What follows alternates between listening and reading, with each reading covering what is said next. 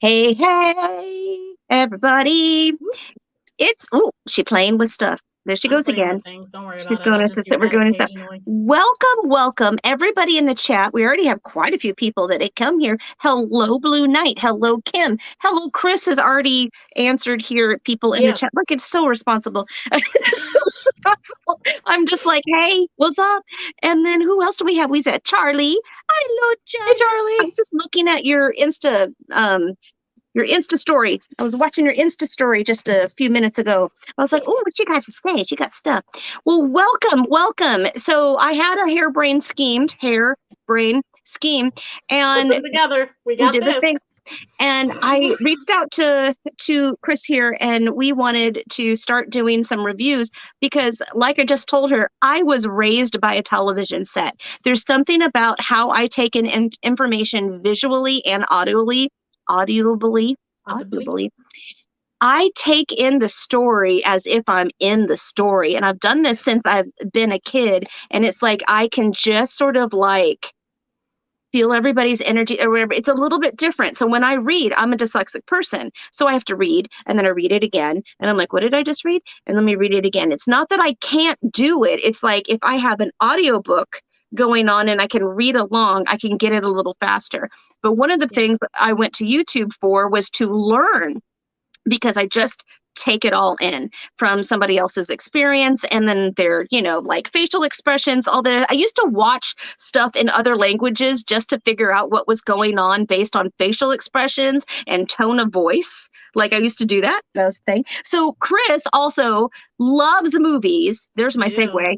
And Do. so we are gonna like go through like a major list and have so much fun. And we're going to talk about this stuff, not only how it pertains to us or what we think about it, but I maybe got how it, notes. she got notes. Today is our first one, and we are talking brand new cherry flavor. This is a Netflix Yes. original. Super excited about it. I found it kind of by accident, and then I noticed that not a whole lot of people were talking about it, at least not in our community. I'm like, oh, hello, people. There's this thing that y'all need to see.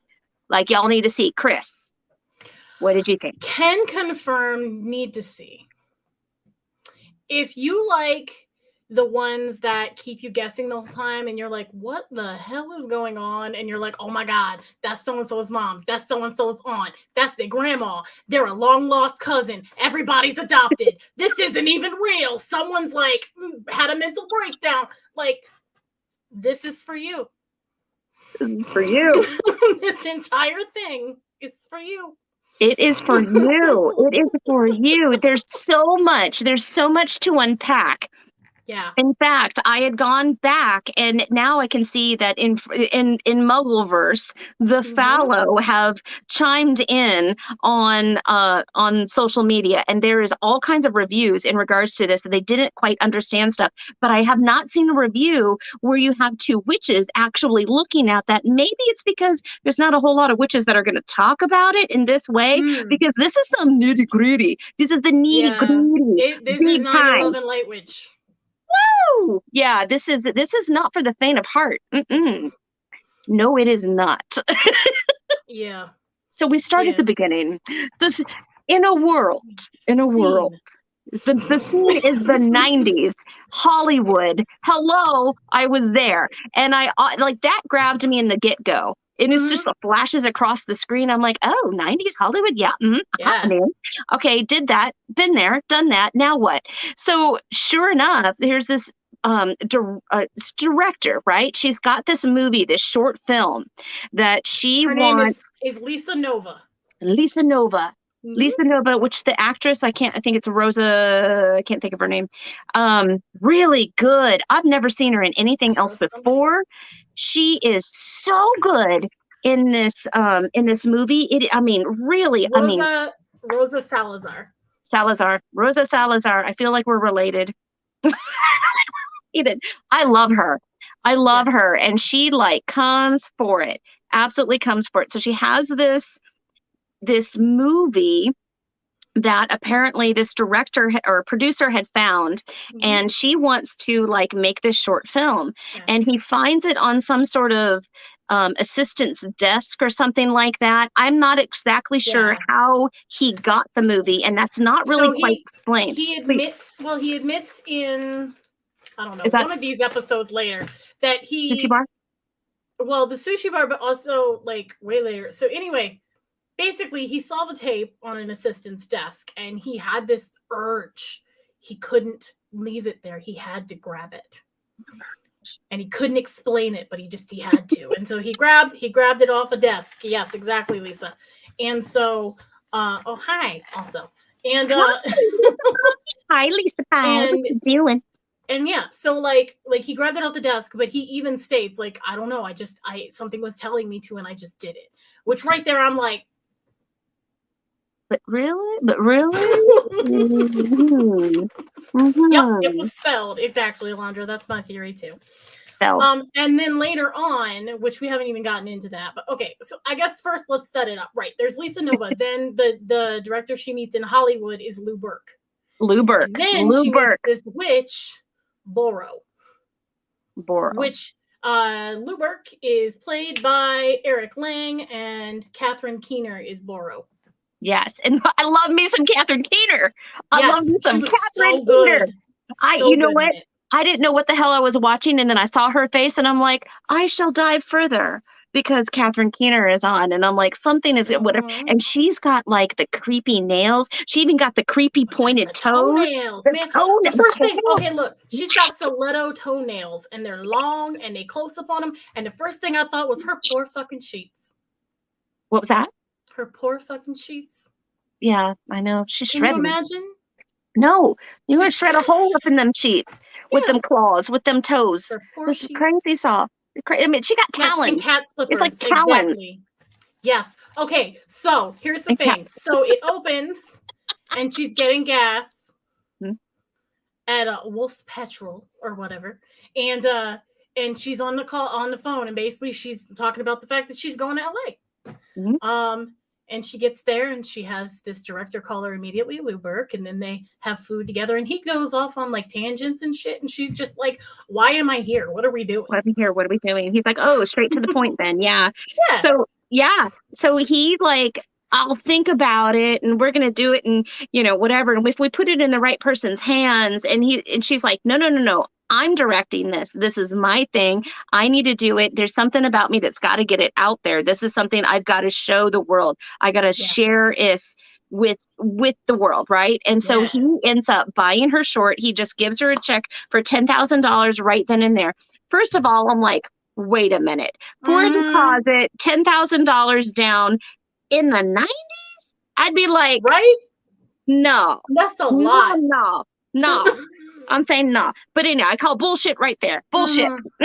However, he wants her movie bad, and it's only because he is washed up. He hasn't done shit for like a damn decade. He's an Oscar-winning producer that hasn't produced nothing. And so he's basically siphoning off her new creative energy and how he can like leverage this into his next big thing. So it starts off like he's like a mentor, like he's like giving her all of the ins and outs, and it seems kind of legit, halfway into that first episode. And then you're like, and he hooks her up with this dude, but like she never talks to the dude, and that's when something's up. Red flag. Something's up. Yep. Because the dude is, what is he? Alan, he basically, he has no talent, but he supports talent. He's rich. He's just rich. He's like a philanthropist. Then. Yeah. He's the what do you call it? He's the funding. He's the funding for these projects. So Lou Bart goes and talks to him, but he tells her to come with him to the thing, and then he goes and talks to him alone. Yep. And then comes back and is like, "Hey, we got it. It's done." And but wait. Before then, he takes her to this great big old show, this big old like party thing where there's all this art going on. She meets one of these like in this universe, wherever we're at. this Hollywood star who was also there. Those two kind of like headed off, and there's something else. And across the way, there's our Catherine Keener. There's the witch Yes. Boro, and Mhm. looking at her, going, holding this like weird cat and all this other stuff at this like really schwanky party. And Lou Burt tells Lisa, "You stay there. You stay there. I'll be right back." And then goes and talks to this, funding person Yes. by himself. And before they got there, he tried to like pull a little something in the car ride over. Gropey on the thigh, Little And she was gropity like, grope. And she like, nope, this is not paper play. We ain't doing this. He was like, I misunderstood, but I misunderstood. My bad. Was I the villain? Is what he did. And it was ridiculous. It was ridiculous. Yes. So she's like, nope, not interested. Hi, Summer's Day. We're talking about brand new Cherry Flavor, which is a series on Netflix. Yes. Watch it. So we're reviewing it. It's crazy. It's witchy. It's a wild ride, as someone just said in here. That's an accurate description. Wild ride. So yes, if you're a spoiler person, heads up now. We're spoilering. Oh, we're spoiling that. I mean, it's gonna be rotten. There's gonna be some funky mold up on there. Mm-hmm. You're gonna have to scrape it out with a pan, like really get it. Get in there with file. Anyway, no. So okay. So anyway, so we meet them. Also, there's a group of friends that she goes to live with for a second, like her friend Code, who is an ex-lover, and his girlfriend at the time, I forget her name, and then they have another friend that's in the circle Mary? too. No, that's not Mary. Rachel? Else. Something. Rachel's the girlfriend with the bandages, I think. But anyway. No, it's Lucy. Lucy is the I one. Mary / Lucy. Now I'm really confused. Oh, okay. I'm confused. These people I'm talking with about the names. Group of friends in LA. They're supporting actors. They don't. It doesn't really matter. Right. They're not, unimportant, but like they're unimportant for this story. But they're unimportant in a way. Yeah. Now, all of these supporting actors and actresses end up dying, like straight up, because they were some sort of something that happened in regards to this whole time frame and crap, and they just fall victim to damn near everything that this woman comes. So anyhow, after she rejects him and apparently hurts his pride, oh, you made me feel unwanted. Really? Please. This was a theme in the 90s. I'm telling you, this was a way that producers got what they wanted. Also, I'd like to take a moment to just set up the social commentary line in this, which is the fact that the lead character is someone who is at least bisexual, maybe pan, and she is Hispanic and a female, and he is a cis white male, straight. Yep. Okay. Yep.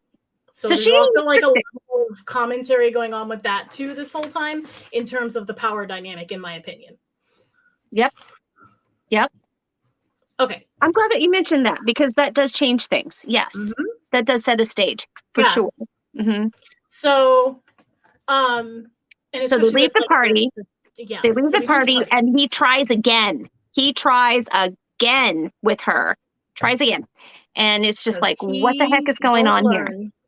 He don't learn. And she shuts him down. And he drives off because she won't get back in the car, because I wouldn't either. And she walks home. And I know where they're at, and that's a long freaking walk for her, let me just say, because they are up there in the hills, and he leaves her basically up there because she refuses to get in the car, and why would she? There's some interesting conversations that I'd like to highlight for a second before we go further, because the dialogue in this was really good. Mm-hmm. I'm all about some like wordplay back and forth stuff and some like foreshadowing and shit. And one of the things that I really liked, so taking the social commentary into mind and all of this.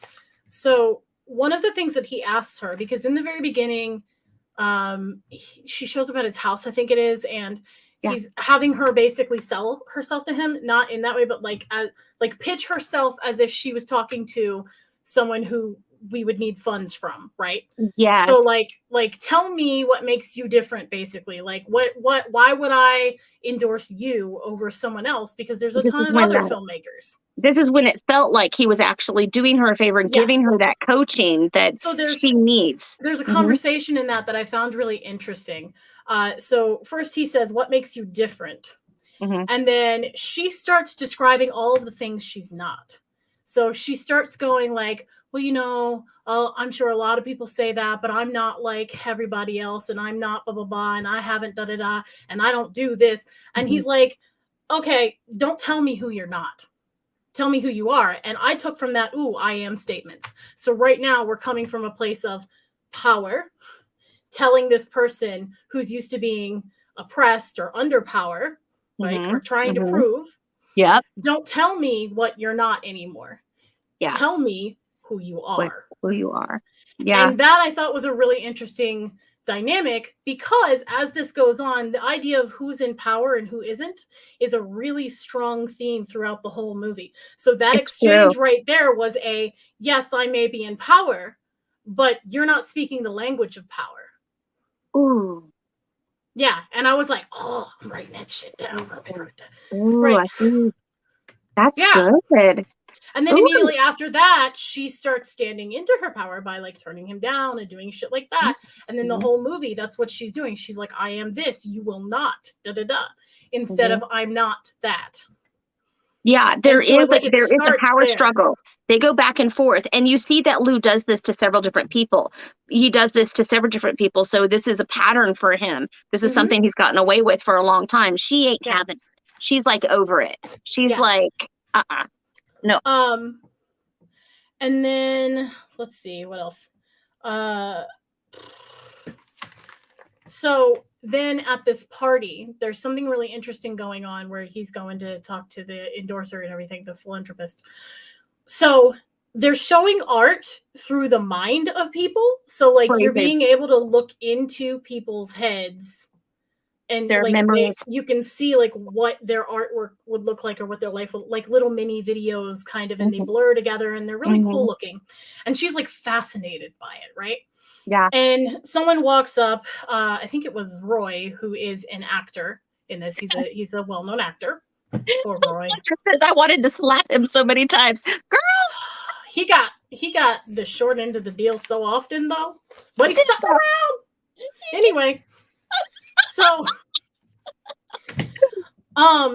so yes, so one of the things is, she was like, it's so interesting to see the world through, a window of other people's mind or whatever. And he right. says, what would they see if they looked through your window? And she goes, I guess it depends who's watching. And that answer again sets the stage for who's predator, who's prey, who's in power here. Who's in power. This also who's leads me watching. back to, okay, so all right, so he does her wrong. Eventually he steals her movie, he takes her off the movie, gives it to another director, and then she has to just sort of like play along nicely in order to stay in that kind of social circle, because the other director is actually a friend of her friend Codes, who she's staying with at that moment in time. So it's like it's all of these people are connected So then around her. he picks up the thing, which Yeah. later is not good for him. But Not but yeah, so Lou hasn't had a hit since 1986. It is 1996 now. Also, we should mention that this is a novel based on the author's book of the same name, and the author is Todd Grimson. Yeah. So if you guys are ever wondering what the book is like, you can go look that up. Now I'm wondering how the book is like. Now I wonder if this is an audio, because I'm going to get it. Yeah. That's a situation, because I love watching the video first, getting the feel. I did this with the Harry Potter movies. I did them with all its stuff or whatever. And then I go back for the book, because I don't want to be that person that says, well, in the book, it was this. And right. It's just like whatever. You can stand get on more their to own it. and judge them separately as Exactly. their own thing. It's an new entirely different platform. You get new information when you read the book, and it's just like, oh, ooh, that makes sense, kind of thing. something we left out. So when she sees Boro at that party, Boro comes up to her, like she was across the room, and then all of a sudden she turns around to look at something and looks back, and then she's right in front of her face with this weird cat and all this other stuff. Yeah. And she was just like, she's like, well, what do you do, kind of thing? And she says, for you, I could hurt somebody. And then kind of like drops that seed and be like, deuces. I know. This is our assistant for the night. I didn't vomit him up, I promise. More context on that later. So continue on. All right. Oh, hey, Carol. Okay, so then she finds out that he's given this video to this other dude, right? Like he like completely dicked her over. He took her video. She's not directing at all. She's totally out of it. Okay. So there's a conversation with him and her when she goes to confront him about it at his house. Which, by the way, he has like hawks and stuff and likes talking about predators and shit. But anyway, the line is, this world we live in is predators and prey, and each and every one of us is both. And I was like, well, that's a really good line that sums up like the theme of this. Yep. And in a world, fellow pagans and witches, where we think of energy and power and things like that, and who's in good and who's bad and what really even is good and evil and like all of those kind of things. It's a very interesting line. It is. It is. It's a very interesting line, and it also kind of checks you a little bit. You're like, And it is that thing that, you hear on TikTok all the time. Yeah. Am I the villain? Am I the villain? But am I the villain? Stuff like that. This shift goes back and forth. And because he takes her movie away, she goes and she looks up Boro. Looks up Boro. Boro gave an address, kind of. It's like a cross street back then. So she drew it on her arm. That's right, and she couldn't get it off. She tries to wash it off, and it just doesn't move. Right, it won't go anywhere. It won't go anywhere at all. So that ink is like permanent. And then, so she goes to see Boro. Boro's like, bring my cat. She shows up. She's like, did you bring my cat? And she's like, no. There was a cat that was following her. There was a cat that was following her. And I really think that cat was put there to spot. That's the first cat that she handed her to hold. It's the same cat. I don't think so. I think she had one. And then in the very beginning, there's a bunch of cats eating a coyote carcass, by the way. True. In front of her house before any of that starts. True. I don't even think she had met Lou Burke yet. Possibly. Yeah, she did, because she was staying at Code and the other girl's place first, and the other Code's girlfriend is a real estate agent who got her this apartment, and there's nobody in the freaking apartment building but her. It's really odd. Also, this whole time, ever since the very first scene where she's at the gas station, this biker has been following her with a helmet on, and we don't see his face the whole time. No. But when she shows up at Boro's house at the address that's on her arm, he's outside guarding the perimeter. And he's like real dead looking. Like his face is kind of like grunty. He's like, and he don't talk much. He's kind of zombie-like. And then she's like, I'm here for Boro. And he's like, and like turns and like leads her in like Lurch or some shit. And he was like a biker Lurch. He was a biker Lurch. He was. And also like a dog, kind of. She treats them all like dogs, the ones that are dead. But anyway, look what she feeds them. Look what she feeds them. She feeds them flesh. Meats. We're getting nitty gritty. Oh yeah. So this witch, when she goes to her and she's like, you told me you could do something for me. You told me you could hurt someone. And she was like, yes. Speak what you want or whatever. And she's like, I want my movie back, and I want you to set his world on fire, his life on fire. That's what it is. I want you to set his life on fire. Yep. I want my movie back, and I want you to set his life on fire. And she goes, okay, but payment up front. And she vomits up a kitten. Yes, because she says there's something special about you, and there's something inside you that I need. And so this witch, Boro, has this white kitten slime throw up.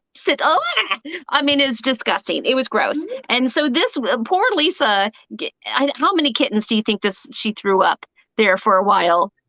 There was quite a few, and I wonder if there's a semblance. One every episode, at least after the first episode. It feels that way. And then she's like, I'm tired of throwing up kittens, and so she makes I'm not joking. Okay, I'm not joking. And I was like, I'm in this. I can't unsee this. Okay, makes a fake hoo-ha, not a fake one, another In the hoo-ha on side, her where side. like your intestines kind of would be Yes. lower And on the all of a side. sudden she's like, what is this? And why does it feel so good when I And touch it it? hurts. It hurts real bad, but then it hurts real good. Then it hurts real good. And then there's like a whole sex scene that happens with the thing and With the deal, Roy, and which Roy's is like, just let like, me. It's a whole ordeal. Just I was it's like, interesting. But here's the thing about that one. what am That I scene is really watching? interesting to me Yeah. because she bites him. Remember, she bites the side of his head. So she's like wanting to consume flesh in that mode. Like she gets very, very like Ooh, carnal, very she much does. like the witch. And so I'm like, Very primal. you ain't human. Like something is up with you, right? Also, something worth mentioning too, in the very first party, you keep seeing these camera flashes really quick. Yeah, I don't yeah, know if you noticed that, but like it will yeah. like happen a bunch. And it's literally like a camera flash. Like you can Hmm. see it for a split second. Hmm. And it starts happening more and more after she does the curse. So it's kind of like she's like having these flashbacks to stuff. Also, something worth mentioning, they mention when she's talking to her friends. Right, exactly. Payment up front. Blech, cat. Seriously. What? Okay. Yes. Yeah, I forgot about the side. It's okay. I understand. It's okay. There's some things that you're, oh, all right, that might have been that what that was probably No, the edge and they went right on over it. Just like there was the curb and they just jumped that curb. They just went for it. For sure. there was a cat out of a cat. You know what I'm saying? Mhm. Anyway, so Hello. something else worth mentioning though. Yeah, the camera flashes all throughout, but also in the very beginning, Mhm. when she meets up with her friends, Code, the friend, says something about like, where was it? Where was it? Where is it? Oh, he's like, did something happen in the woods? This was on the call, actually, in the very first scene. He's Yeah. like, did something happen in the woods? And she said, people tend to get fucked up around me. Mhm. Or Mhm. maybe they were on the couch. Either way, in the very beginning, there's a conversation around that. And I'm like, get fucked up around you. What are you?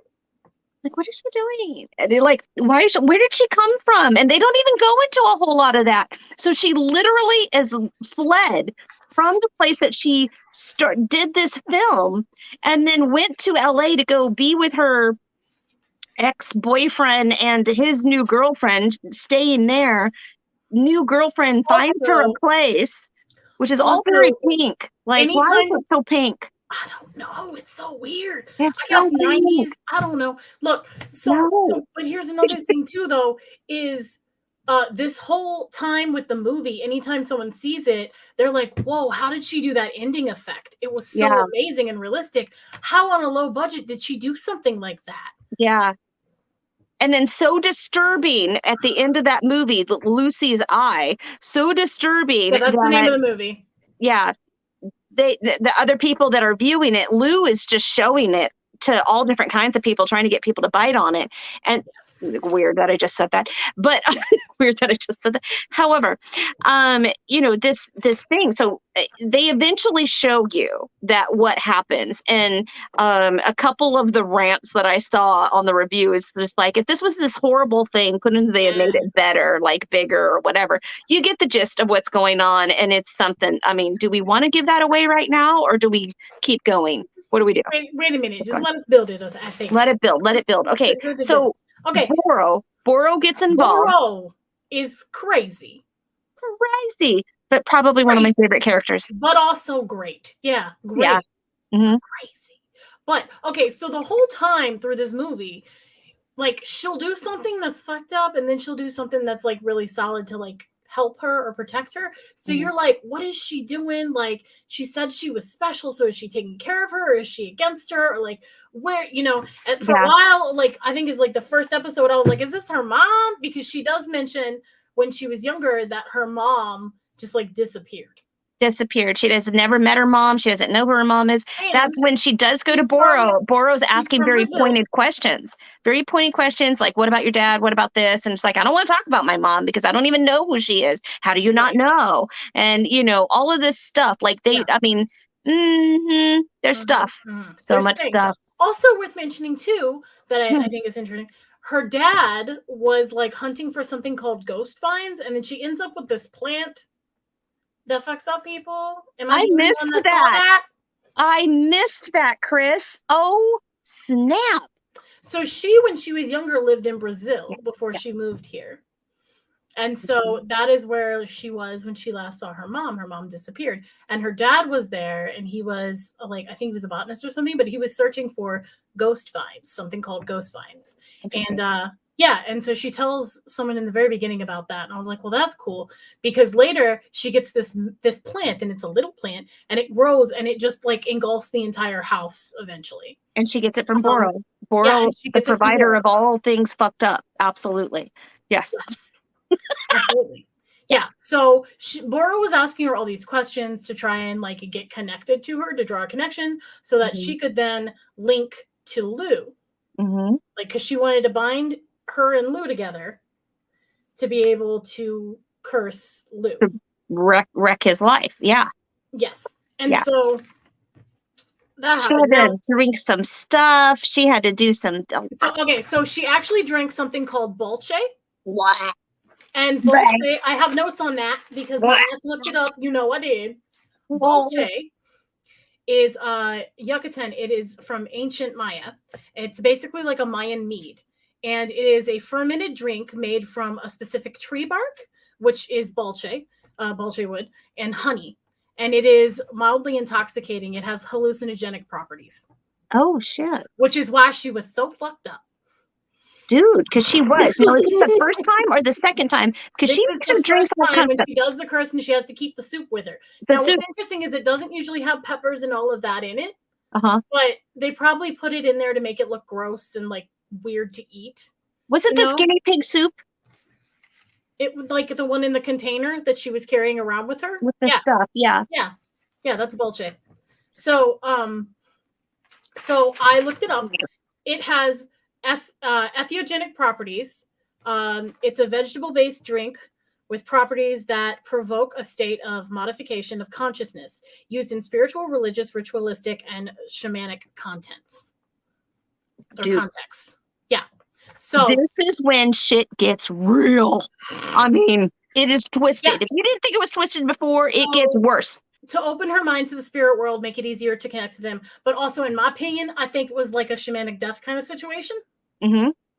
Because she wanted to prepare, that's a whole thing later, but she wanted to prepare her body, the vessel for things. Okay. And so I think that was part of it, is getting her to be more in the spirit world. And so she was basically like slowly poisoning to put her halfway so that she was more susceptible, in my opinion. But I also think that some of it was for the linking of that shore. But you think it's more for Boro's purposes, once we find out towards later. Yeah. Okay, I get that. I get that. That limbo.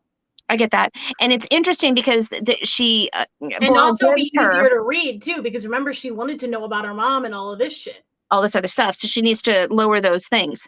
You need to lower those walls in order to get there. Absolutely. Now, she also says, she's like, okay, you're going to eat this stuff. You're going to do this stuff. You're going to be on this path, and we're going to curse them, and it's going to be a thing. But there's going to be some other stuff. And if you see that stuff, then, don't play with that. It just is what it is. You're going to be more open. You're going to be more responsive just now. Ignore them. They're just curious. Ignore them. Yeah. And they're like weird little scribbly tree looking dudes with big old black eyes, and they're weird, right? And they kind of like yeah, they do that weird like ghost twitch. Yep. Yeah, start and stop twitchy thing. So then to bind him, she needs pubes. I love how she gets the pubes too. I think it's hilarious. It's my favorite. It's probably my favorite thing. The son hates him too, his son. Yeah. So he actually helps her. And does not get that returned to himself later, because he just gets his all assed out. He sure does. He's another casualty in this war. Yes. He really is. Yes, there are a bunch of casualties in the war, definitely. Yeah. So that's Lou finds out that from, I think, the actor that she started seeing, that guy that she starts hooking up with, right? Lou finds out that Lisa's trying to do a curse on him. So he goes with two like cronies to her house, to her apartment. And he's like, so I hear you trying to curse me and you need my pubes. He's like, drops his drawers. He's like, go ahead and take it. And she just reaches over, just rips them right out. I'm like, yes, sister, get it. Like, awesome. Sees that shit. Yep. Also, I'm just saying, like, who goes to the bed for pubes? Why aren't you not in the bathtub or something like that? I know. I know every single time I'm cleaning this toilet over here. I mean, there's pubes aplenty. Cappy even made a note, like, pubes on bed, question mark, question mark, question mark. Come on, bathtub. Yeah. Clearly, this is your first time. I know. You're in the wrong room, lady. You're in the wrong room. Shoot. Shoot. I know. It was an awesome moment. So she goes back to Boro. She's got all the things for the Chris, because there's certain things that she has to collect. And then Boro changes her tattoo. It turns from the address into a cat. All the ink like shifts around and turns into a cat. Also worth mentioning, in the very, very beginning, when we first see her in her habitat, like at her house. And Boro's a natural habitat. Well, it is like a habitat. There's like vines and shit everywhere. But when we see her, she's tattooing a tribal jaguar, like a Mayan looking or an Aztec looking design on the back of somebody's body. And then later, when she's in jail, while she's trying to get things, snatch his wig on a whole new level. Yes, snatch the lower wig. Yes, exactly. Yes. All right, go ahead. That's funny. The chat, they're having a good old time. I know, I love it. So she's in jail, and one of the women are like, "Oh, you know Boro," and she's like, "Yeah, what do you know about Boro?" And she's like, "All I know is when people get involved with her, they get fucked up." Yep. Also, that she pulls the ink from people's bones. I think is that how it's said? Hold on. Something like that. Pulls tattoos up from inside from the bone. So like she pulled that cat from the bone, meaning it was already in her to pull from. And then she's having her vomit these cats, and you're like, okay, there's a cat theme with this bitch, clearly. What's going on with the cats? And you're like, is she just like cats? Is she crazy cat lady? What's going on? This gets real twisted. Real twisted. And then there is this nightmare that she keeps having, where she's in the rainforest in Brazil again, and she can smell it. And there's this woman in a white dress and long black hair, and she's always facing away from her. Also worth mentioning too, there's a picture of her mother where her mother's always facing away from her. Not in the same dress or like with her outfit, like the hair's done up, but she goes to look at it because it's the only picture she has of her mother. And so she's never seen her face. And so she just keeps having this dream of this woman, this creepy woman, the long hair in the rainforest, and just repeatedly, right, as this goes on. This goes on. And the woman keeps wanting to get to her. Okay, so then she uses this quest, and okay, she finishes this quest. I'm so excited. She fills this quest. I feel you, girl. I feel you. So excited. There's so much. Okay. There's so much. I put my hair up. I'm like all hot. I'm like, okay. So put up the fur. So she goes back to Boro, and she gives her the house, and she gives her this concoction. Fuck, sorry, something was. Hello. Anyway, the ancestors are like, "Are you all right, bitch? Are you all right?" We're like, "Wow." Right here. Okay, I'm fine. I promise. I'm just hyped. Okay. So she gives her something else this time that paralyzes her. I think it's like in a shot or something. We don't know. But anyway, she says you're not going to be able to move. And so this is so for her to bind. So you see 2 candles and then some shit in between, all the stuff in between. And it's burning down. And as she does that, she paralyzes this chick with like some kind of injection. I don't know about y'all, but ain't nobody just randomly injected my ass, first of all. I know. She just like what you're doing. Stabs her in the leg with this thing, and she comes back too. And you're just like, the hell is going on? I'm like, what is going on here? So as she gets paralyzed, these things that keep like looking at her and stuff, like it starts Twitchy to wood come for people. her. Yeah. Right. So then Boro gets freaked out, right? Chris's grandma is like, "Are you okay? Right? Are you okay, darling?" "Yeah, I'm fine. I'm just talking about like puking So pussy, much. grandma. I'm fine." So Throwing up kittens and taking fumes. Should be a t-shirt. anyway, so okay. So Boro Sorry. gets scared. This is what's interesting to me. This is the point where I'm like, wait, is she protecting her or is she afraid of that thing too? She afraid. She afraid of that thing. Afraid. So, okay. So yes. So no, it's like shadow people, but not really, because later on we find out what it really is.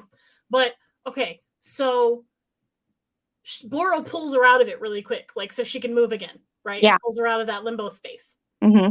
Which I'm like, that's sus as hell. But you know, okay, fine. Mm-hmm. She's taking care of Suspicious. her. It's suspicious for You're sure. supposed to be this badass, but you're scared of them. What's that? Tell. Mm-hmm.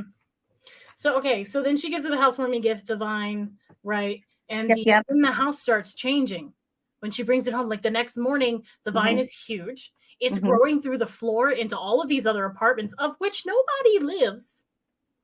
Oh. Let me just tell you, trying to find housing in LA is very difficult. So, no, that's not a thing. No. But I think the reason is because Boro called for her, and Boro already had that set up. Yeah, she did. Yeah. Which Boro admits later, I called for her. Like, I found out what happened. I felt it when that thing happened in the woods. And so I called for her afterwards, which I think is why he picked up that tape to bring her in town, right? Okay. Yep. So, okay, so then the houseplant, and then the ghost vines, I already said, the camera flashes and all of that's happening. The biker is dead. We know that now. He is a ghoul. Also, she talks about someone named Denise who's also dead. I assume it's one of the little girl or something that you see with her later on. I don't know. Ooh. Anyway, they're dead too. Then at one point you see this blue eye in a glass. At like a shot glass or something. Not a shot glass, like a whiskey glass. And it's the blue eye, and it's like Lucy's eye, right? Okay. All right. So then God, okay. Chris is picking up on stuff I did not pick up on. I'm just like ready. I'm like listening. I'm just like, look, when I took notes, I took notes. You took notes. You took some notes. You took some notes. Also, something worth noting, the only tattoos on her body were on the same arm as the cat. It's true. She had no tattoos anywhere else, which I found interesting too, because it was her right-hand side, and it's always the right eye that gets fucked up in this. So there's something about the right being in the right. There's something about the right, and it's also it's the same side. It's the same side that the new hoo-ha grows. Yes, it's all right-sided. All right side trauma. So that also brings up the whole idea of who's in the right and being right all the time. And the damage of that, right? So like because we're talking about predator and prey stuff. But also wait, like when you accept something, you generally take with your left and you give with your right. That is a practice. That's a thing. Yeah. Well, my tattoos are like that. That's what they're for. Yes. Well, so I didn't have the forethought to do that before I started inking myself. These were my first ones when I was like 18, and it was like my statement to the world. Anyway, different notes. Okay. So so then she says you need to get the pollen from this plant because the pollen, the vine that she has. In him. You have to somehow get it in him. She's like, get it in him. She's like, I don't care how you get in him. Get it in him. She has this man snort flower pollen with a worm in it. And because she somehow convinces him that it's Coke at this new party, that he is doing a screening of her movie, and she wasn't invited. And she gets there through the Hollywood guy. She goes in with the actor, and he's like, did you know that he was showing your movie tonight? And she's like, no, I didn't. And there was all these things, and oh my gosh, the camera angles in that, I have to say, cinematically was pretty good. Yeah, she's squeezing his hand all psychotic and stuff while she's Mhm, watching it, like losing her mhm, shit, right? And you're like, she gonna mhm. kill everybody. It's about to be a Carrie moment in this It's bitch. about to be a Carrie moment, but it wasn't. It was not. It was not. There's a lot of like suspense moments where you're like, this is where it happens. Dun, dun, dun. The music is Right. building. The music is building. Indeed. And then Mark, you're all out of alcohol. That needs to be solved. solve. Solve. Anyway, Here you go. I have water and You have mint water. today. I have I'm water, but boring today. I made myself a little like diet old fashioned situation here. Yeah, she's crushing the dude's hand and he's just going with it. Like Roy is like puppy in love, like just gonna Poor he's an Roy. adrenaline chaser, so like yeah. Poor Roy. Anyway, I have to say, he's like the most sweetest thing, and he just like gets taken out. yes. Poor Okay. Roy and So Code. Roy and Code. You're just gonna feel bad for both of them. episode 4, suddenly this door shows up in her bedroom on the floor. Yeah. It's like a trap door, and she's like, "What the fuck?" Was it there? So she tries to open it and she can't. And then later she does get it open. And when she goes down in there, it's all dark except for this chase lounge, Which with is like really stunning. Jaguar By the way. prints on it or some shit, right? Yeah. Yeah. And as she's in there, like she sees that thing that's been chasing her. And then she sees the woman from her nightmares.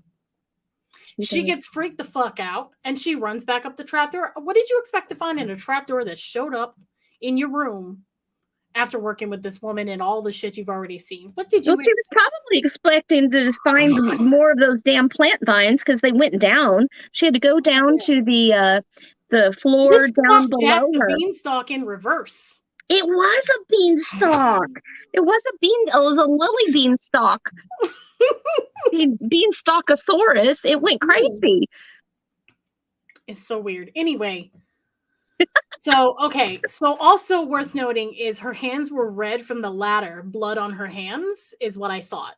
Ooh. Also, they're red like ochre, which is used in a lot of like tribal kind of indigenous things. Yeah. And that's when she was crawling down for the trapdoor to see all of this, the woman in the forest and all of that. Okay. So remember that. So yeah, blood on the hands, blood on your hands. You're not innocent, coming down in here. So here's the thing. I saw the trapdoor as basically her subconscious, as like the place where her darkest shadows live. Got you. That was like, and Bora was telling her, ignore it. Right. Yeah. Just, don't work on anything. Just do the thing that I tell you to go do and then come back and just ignore all that other stuff around you.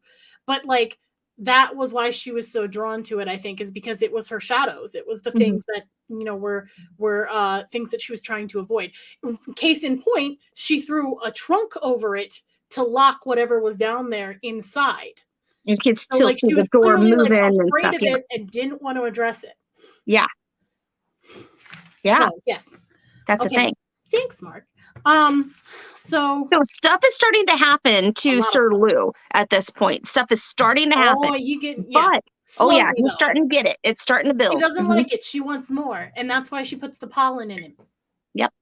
Yeah, because he just got like hiccups, and then once he does the pollen, he gets this really bad rash and shit, and he's like, "There's insects biting me. Everything's biting me," and he loses his shit about it.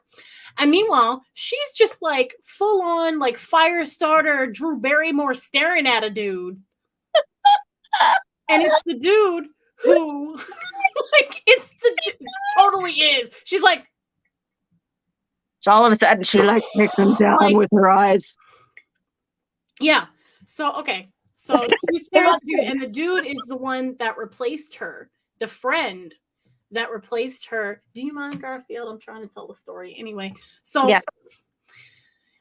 The dude, I love his smirk. His smirk is just amazing. He's got attitude. Y'all, I've had this since 1984. This is like my kid toy. Your kid's toy. Yeah. Mm-hmm. He was my shit. I have a Rainbow Bright around here somewhere. Yes. So okay. Anyway, yeah. So Stuff is there's starting to that. happen to Lou. We've dealt with the trapdoor. There's stuff down there. We did also. We have also seen the face of that woman now, and it's like a crater that's just been like taken out with like a scoop like an edge out of her like, skull. yeah, literally. Yeah. Just like, you know, and I think she's called like the Faceless Mother in some instances, or maybe I wrote it down like that. But either way, I said Faceless Mother. I with woman in white, no face, Faceless Mother, door to subconscious, which is the trap door. Yep. Okay, and then the if I remember correctly, the bites, I think what it was, happened there, and then the son. So okay, she sends this package and there's a spider in it, and the spider, who is a tarantula, y'all, and ain't gonna do nothing. But either way, he's a spider, and he bites the son and gives him a painful erection. But here's the thing: it was meant for the father, which I think is sort of poetic justice, really. Yeah, but basically it says it was for the dad, but it was meant, yes, him, exactly, yes. Occurs perhaps, yes, exactly. But the dad, the son got it instead. He ended up in the hospital because it was something that like could kill you. Yeah, and ended up doing so to him. And son ends up being one of Borrow's ghouls. And so she ends up, I think she's got like 5 or 6 of them. I can't remember. There's she's a bunch of them. Whatever, but she feeds them flesh and dog food and guppies and just, tadpoles. Yes. Yeah. Gross. Gross stuff. So, and then, okay, so then she's out with Borrow at one point, and this woman comes up to her and is like, "Oh, Jennifer! Oh my God, it's so nice to see you. I haven't seen you in ages. You look so different." Right. At the pet store. Oh my God, I forgot about that. Yes. And they're like looking at her like, Jennifer who? And then they realize, oh shit. So this Borrow's name originally was Jennifer, at least in this body. Yes. So Lisa is like, what the fuck is going on? What do you mean, Jennifer? And then she ropes Roy in, as always, that'll be a common theme, to go to this woman's house and ask them, which at first she's like, what? And then she sees Roy and she's like, oh, hi, Roy, I'll tell you whatever you need to know. Hello. Hey, right, because he's a big actor. I mean, he is cute. So, I mean, he's cute. Yeah. Cute in his actor way. And he's pretty needy, though. He's pretty needy. You can tell this man has not been like properly loved. But there you go. Yes. Yes. And still wasn't. Oh. Anyway. She tried though. So Borrow, another life, 10 years ago. So she hadn't seen her in 10 years. So Borrow's been in this body or whatever for 10 years. And then Jonathan Burke, who is the son, he becomes like the biker, which she just told you, the ghoul. And then now the coyote has like almost been totally eaten by the cats at this point. Like it's like real fucked up. Brazilian banana spider, aka the wandering spider. Thank you. Yes. Okay. See, Caitlin knows about all the insects and such. She is amazing. That is one of the most venomous spiders in the world. Okay, so there you go. There you go. So, then let's see. So she feeds the tadpole shake to the son. I know. You know what? If Borrow's handing you something that says "eat it," just don't. Then we get to like the whole side vagina thing. Then it's a whole, the fact that those words have to be together in a note. After she vomits a kitten. Actually, no, she doesn't vomit the kitten because she bursts the kitten out of that thing. And then she's like, because to be fair, she tells Borrow, I don't want to vomit him anymore. No more vomiting. And she says, suit yourself. And then that happens. I know. I know. She's like, tell her I'll go back to vomiting the kittens. And I'm like, yeah, wise choice. That probably, because as soon as she said no more vomiting, I was like, you should have been more specific. Come on, Magic 101. You be specific. Yep. Yeah, I didn't. I don't know if anybody knew that was coming. But that was coming. Yes. Hella bad. It was hella bad. It was not good. Yeah. Side with JJ. She's having a moment where like, aha, and I'm like, I mean, okay, but I don't think so. No. No. Okay, and then now we're seeing more of the woods, more of the white lights flashing. It's getting even more intense now. She okay, then okay, so he gets pissed off, Lou, because he's getting all cursed up. And so he goes to see Boro and he's like, what are you doing? I know you're with her and you're helping her come into my house and like plant these things and blah blah blah blah blah. Because he still don't believe in the curse, right? Yes, and this is very telling of Boro. How Boro responds is very telling of Boro. Yes. Yes. So Boro, instead of being like, I'm not going to do anything, I'll call it off, or being threatened by him, but also instead of defending Lisa, she's like, well, maybe you need to look into Lisa's past. If you really want to like mess with her, maybe you need to find out more about her. Which is really self-serving. It is, and it goes in line with Boro asking her all these 50 questions in the beginning too, wanting to know about her. Yes. So you're like, something is up. For sure. Something seriously up. He figures out where the actress, whose name is Mary, is, who played Lucy in the film Lucy's Eye that she directed. Right. So he goes and visits Lucy. In these woods that Lisa Nova had escaped from and ran to LA. Lucy is missing a fucking eye. What do you know? Is she missing that eye, Cris? Why? You tell us. I don't think she's missing it. But I guess she could be missing it. She probably passed it by now because the bitch ate it. She did. She ate it. And this is what had happened at the end of the movie. So here's she didn't even know that she ate it because they took peyote. They took peyote. First of all, nothing ever good comes from peyote. I'm going to be like Nancy Reagan here. Just say no, definitely to that. Yeah. If you have not peyoted, don't peyote. That's all I'm saying. Yes. Don't. So, okay. So then, also something worth noting that I noticed in episode 5 is Lisa's earrings that she's always wearing, because she only wears them on one side. I noticed this. One is an ankh and one is a bone. Is that a bone? Okay, my husband was like, "Is that a penis? What is that?" Yeah, it's like a thigh bone. What that earring was? He's like, "Is that like a thigh bone?" Was it? Mm-hmm. Huh. Yeah. So an ankh, which is eternal life, and then bones, which she pulls ink from the bone, eating all this flesh, blah blah blah. So I was like, okay, that's subliminal, but interesting. Also, ankhs were really popular to wear in the 90s too. Mm-hmm. So wait, okay, they're talking about the eye in the chat. Okay, so what ends up happening in Lucy's eye is that she's being chased by these ghouls or something coming in, into the home. They get into the home. She's running. She's like, I mean, everywhere, right? Scary stuff, right? I mean, there was flashing, lots of stuff. And falling down and all the things. And then all of a sudden she takes her eye. Got the camera and she's like in it to win it. She's like, yes, give me all the stuff. Yeah, is that crazy? Yeah, she's for sure. Really getting Kubrick on things, if you will, because I don't know what you guys know about like The Shining and Kubrick, for instance, but Stanley Kubrick was known for his very extreme and abusive directing. Yes.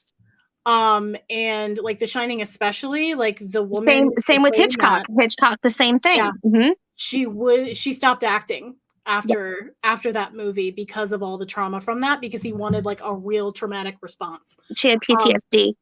Right. So like in the scene where he's coming through the door with the axe and stuff in The Shining, like that was really like scaring her. That was really actually scaring her. And isn't it interesting that I am terribly, terribly concerned and frightened of the actor. I can't think of his name right now. Help me. Help. How do I not? Jack Nicholson? Yes, totally terrified of that man. If I ever He plays crazy real good. Well, he plays crazy real good, and I think it's very similar to how before I used to like a certain actor that, felt like, oh my God, he's such an actor. He plays this predator whatever, and then it turns out it's Kevin Spacey, and that is his MO. And so I've always felt this way about Jack Nicholson as well, that I don't really think they're acting. I think they're pulling something primal from within. Isn't that interesting about that? I was like, ugh. Yeah. But anyway, okay, so So yeah, Blue agrees. He's Lucy, terrifying. He's fucking terrifying. He so is. He's they both totally terrifying. agree to do the last shot together, Mhm. and they do peyote, and it's just them, and Lucy eats her fucking eye. She takes it out and then eats it, and she doesn't know what she does with it. So Lou has to show her the whole story, the whole video before he leaves. He's like, "Do you want to see your And she's film?" And like, she's like, traumatized. She wakes up in like a ditch somewhere 2 days later. Lisa says, or at least the story we have from her, is that she waited around for 2 days, didn't see her, and then took the movie and left. Now, Mary, the one who played Lucy, funded this movie. Like she threw everything she had because she wanted to be an actress. Right. So anyway, but they also had like a love interest thing going on too.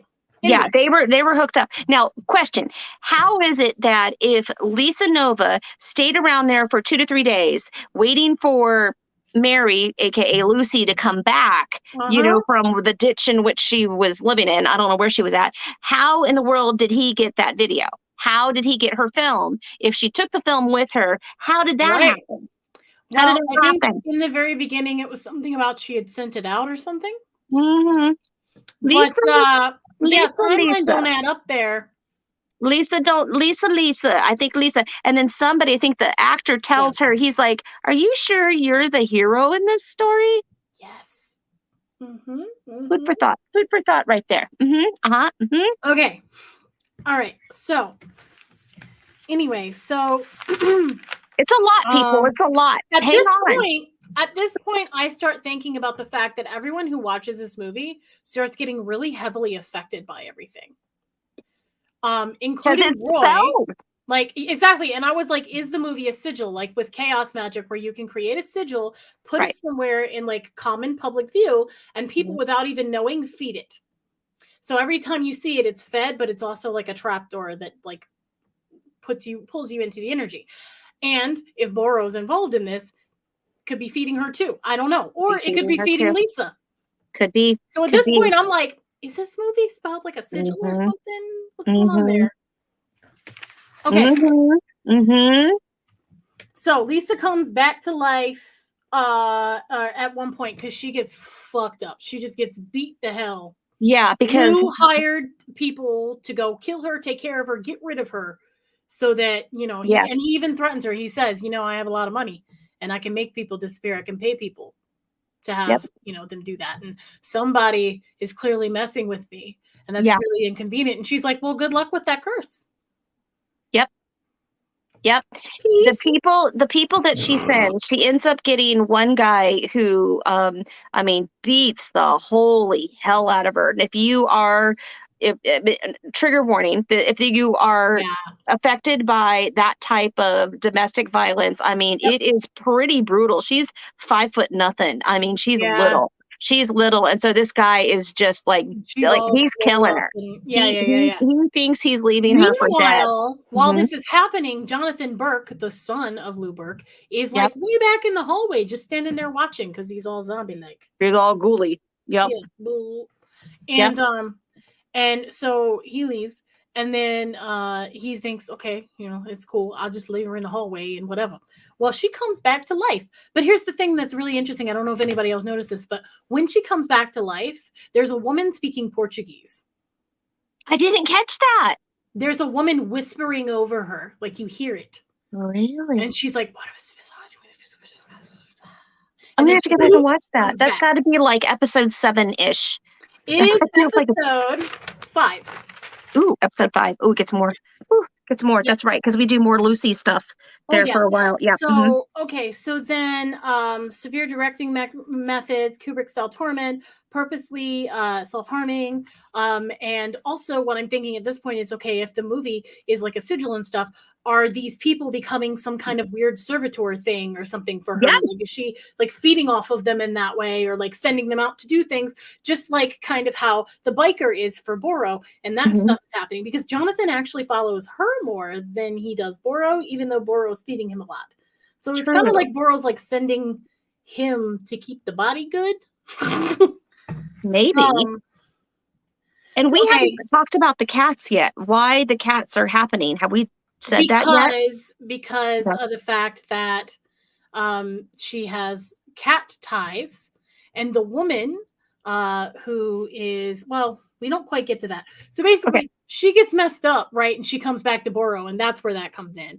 Because while she's in this milk bath, Boro tells her a story of when Boro was younger. Which I'm like, hello, if this milk bath can do with the shit that it does or whatever, can you please sign me up for like at least 2 to maybe 3 sessions? I would really like to be part of this milk bath experience. Please put me in. I want the bathtub. Yeah, it's pretty awesome. The bathtub in the middle of a freaking jungle? Like, yeah, pour some milk in. You can stick some flowers in it, whatever. I don't really care about that. But you just give me the tub. And if you ever saw the movie Elysium, this is like Elysium bathtub of milk. Yes. It's going to heal you up. You're going to be healed up beautiful. Yes, it is milky. And glowing. Yes. But no, so she puts her in this milk bath to heal her and restore her and whatever, and she's telling her this story, and she tells her a story of when she was a young, like, brave or a warrior, basically, a long time ago in, like, Mayan time. Or whatever, ancient, whatever. She says the story, but she doesn't really say that it was her. Like, no. At one point, she says, I. Oh, okay. I missed that. Towards the very end, she ends it with I. And I was like, anyway, I did that face a lot at this. Okay. So... So Andrea said it was a Lazarus pit. It was a Lazarus pit. Yes, that's what it was. Yes. It was. So she could bring her back in controller. Anyway, now we know. You don't want to go to the Boro spa, though. You really don't. You don't want to go to that spa. There's not a punch card. No. Boro is like putting milk on her and being like, I will keep you safe. And then Lou comes up with his like thugs or whatever, like a couple different times, and is like trying to look for her, like, Lisa here. And she's like, she's not ready yet. You guys like go wait at her apartment, and you can like you can beat her up later. Did you use the machete? Don't use the machete. Don't use the machete. Try something different this time. Yeah, I mean, she's just like not about it. She's not about it. Like she doesn't care. Like whatever. The Boro spa, exactly. The Boro spa. No. So she goes back. You now see into the room where Boro is that she has been taking all of these cats that she's been puking, and they've been turned into kittens, and like skinning them and wearing them as like slippers and shit. Yeah. You also see that Boro eats flesh and stuff too. She's drinking like, blood and all kinds of things going on. But there's this beautiful little like blue point gorgeous cat, and then she takes a syringe out of the cat's neck and then some blood, and then puts it in a bowl and is like, like drinking the essence of this cat. And in the story, do we say the story? Do we say it? Do we give the short version of this story, or you want to wait? I don't know. I mean, we can do that, sure. So I think we're at a point now. Boro, when they're telling this story, and then apparently there was an I that I didn't miss, that I totally missed. They were a man in Brazil. Hunter, I think she said. Hunter or something. Yeah. So back in the day, that came across, in the jungle, this gorgeous jaguar that was like a spirit inside the animal, and the two of them got it on, and it was an interesting exchange. They got it because Jaguar. Love it. I love it. And the jaguar apparently like was very fond of them or whatever, and gave some of the magic to Boro in this exchange, and then he used that to become king. Yes. And all this stuff, and the jaguar. The exchange for that was he had to sacrifice his wife to her, and he tried to pull a trick on her and give her a different woman, and she got real pissed off, and in the night killed them both. And then apparently the Spanish killed them and made them a couch, but this is referred to as the white Jaguar Goddess. And then I had all kinds of questions. A chase lounge. made her a chaise lounge, which is, by the way, very beautiful. However, who is this Jaguar Goddess? I have done extensive, well, I say extensive Google research. I have Googled like an expert. Extensive Google research, and I cannot figure out who this Jaguar Goddess actually is and who they're talking about, and that they are not giving those kind of director notes. So I think we got to just come up with it at the way it is. And I think it was Tolkahete or something. I forgot. Hold up. The series is named Brand New Cherry Flavor K. Brand new cherry flavor. You're going to see this. We have in the and it's on Netflix. It's a Netflix original, and in the thumbnail you actually see a picture of it, so you can, and I'll do that every single time so that way y'all will know what the heck we're talking about. Yes. So okay, so Chase Lounge, guys, they made the Jaguar into a Chase Lounge. Hey, remember that trap door with the Chase Lounge at the bottom with the Jaguar print? Interesting. Okay, you remember the bitch from Brazil that's faceless? Interesting. So, okay, so like at this point, we start seeing a bunch of things line up, right? Yep. And so so this goddess, right? I had theories about this. The first one I thought of was Chakchel, which is Ixchel. Yeah. She's a pretty well-known one. Yeah. And she is a Jaguar goddess. Now, there's also another one that you found too. Yes, and I wrote it down somewhere. It was fire. Yes, the goddess of fire, and it's a white jaguar. And I was just I'm over here. Did you write it down? I wrote it down somewhere. Now I can't find it in a text from you. Let me get it. Well, it's probably in a clear, conscious moment that I gave you that information. I'm like, I can't find it now in my book of plenty. We were We're like, oh my God, and this and this and this and that. Yeah. Yeah, we were in it. I can't wait. Like, what am I watching? Okay. I can't find it. It starts with a T. And it was like told. I don't know. It's got a K in it. TOLK something. Very long, very big. I was like, what is it? It was a screenshot that I had, and then I tried to. So much. Oh, found it. Okay. What is it? Okay, it's TOPE with the dash above it. TINE.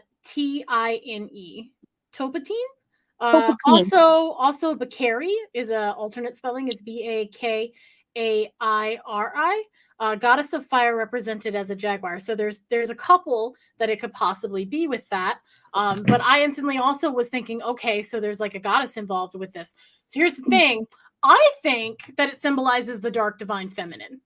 I think that it symbolizes like the divine feminine in general, like the uprising of like the matriarch kind of energy going on, especially because of the predator-prey power dynamic that's happening throughout the whole thing. Yes. Yep. And then this main character who is seen as a minority and a female. Okay. And so that being, again, part of a representation of like the dark goddess. The dark goddess is usually sort of oppressed in some form or looked down on or looked as bad or like shadowed or by society. And but she is woman. She is a healer. She is powerful. She is primal. She is She is. You said boundary. She is a woman. Hear her roar. Exactly. And so I think that's what this actually is too. I think that it's actually like an archetype for the divine feminine period. Nice. Ooh, I asked the right person to co-host this with me. Boy, I was excited to hear about your notes because you caught up on a bunch of stuff that I like totally missed. I'd watched the whole thing twice. And in fact, my husband had come in, I think it was like episode 6. I only had like 2 more to go. And he's just like, what are you watching? And I'm like, shut up. You can sit down and be in here, but I swear to God, if you fucking talk to me right now, I can't. Like, I'm not going to go over this whole thing, and I'm not going to, like, serve it up to you. You got to do your time, man. You got to watch it. So we rewatched the whole thing, and he was just like, he's like, what do you think that is? What do you think that is? He had his own notes. I was over here texting you. I said, this man will not stop talking. I'm so glad. And like, what do you guys think of the theory though about it being like the dark goddess and all of that? Like, what are your thoughts on sort of that overarching overarching kind of like concept there. I or love the goddess that. it is. I see Blue Knight also has an idea about the goddess too. Yeah. But yeah, so like a Willix, is that what he's saying? A Willix? A Willix is a goddess of the moon, I think was associated with jaguars too. Very nice. So yeah, I think like this divine feminine kind of uprising vibe, this like warrioress vibe, the sort of strong queen thing, which is not the shy, demure, polite thing that we are told to be, right? So I kind of like, and even also, I don't know if you noticed this, but her wardrobe changes. In the very, very beginning, she starts coming in very like masculine sort of clothes, very mask stuff with, you know, like the suits and the blazers and da-da-da. Yeah. She's even wearing like the dress shoes and things like that. Yeah, it is. It is very boy presenting. It absolutely is. Yes. Very masculine presenting. It is. DW, if you're trying not to pay attention to watch it, don't listen. Watch this tomorrow. Go watch the thing. Yeah, you can watch That's why we told people ahead of time. Yeah, you can watch this whole thing. We will always do that. We'll give you enough time between these episodes. Yeah, we don't want to spoil it for you, but definitely, I mean, yeah, you can watch this in a day.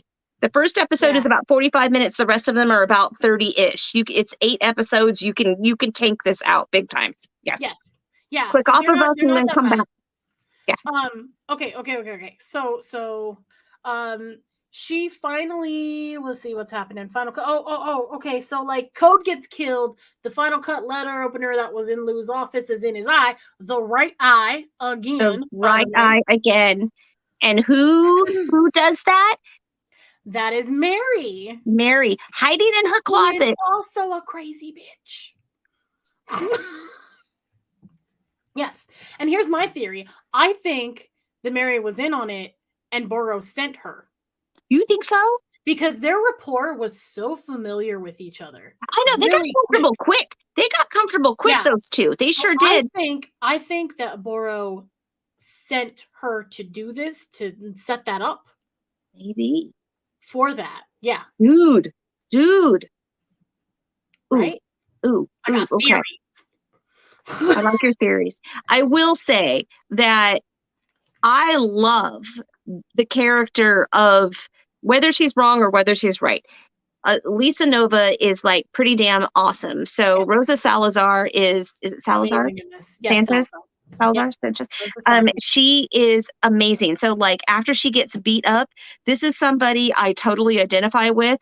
I've been in the trenches in some really hard ways, and it's just like, get up, bitch, get up. Yep.